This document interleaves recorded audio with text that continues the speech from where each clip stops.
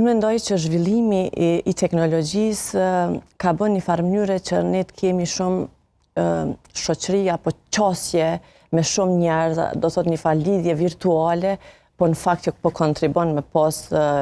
raporte më të varfëra, të qëndrueshme apo të shëndetshme fizike, raportet me të tjerë, kjo i ka varfru, ka bë, do të thot me pas më shumë edhe me ardhurit e izolimi social, i cila është një mbrojtës i fuqishëm i shëndetit mendor. Do thot për shumë benefiteve që na sot mundemi mi cek me zhvillimin e teknologjisë që kemi edhe apo rrjeteve sociale, por kjo sot konsiderohet si një ndër faktor të kyç që po ndikon me ul vetvlerësimi, me pas më shumë presione, me pas marrëdhënie shoqërore shumë të varfëra, marrëdhënie të tilla të cilat kontribuojnë mirëqenien tonë. Sepse kontakte, raporte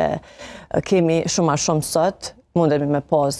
mbrana ditës me njerëz prej gjithë botës, por në fakt ajo nuk na kontribon asgjë në shëndetin mendor. Një ndër to është edhe aktiviteti fizik, për cilit sot ndoshta për shkak të shumë angazhimeve dhe presioneve që kemi si në aspektin e arritjeve apo lloj-lloj kërkesave që na sot kemi në jetën tonë, kemi shumë të pak të aktivitetin fizik, i cili është shumë e rëndësishëm për me pas një stabilitet apo një mirëqenie të përgjithshme, sidomos në shëndetin mendor. Po ashtu edhe identifikimi i emocioneve tona në përgjithësi është shumë, ndoshta me thonë, i varfër, për shkak që edhe ndihmën profesionale hezitojmë ta kërkojmë kur është e nevojshme. I marrim si të mirëqena shumë situata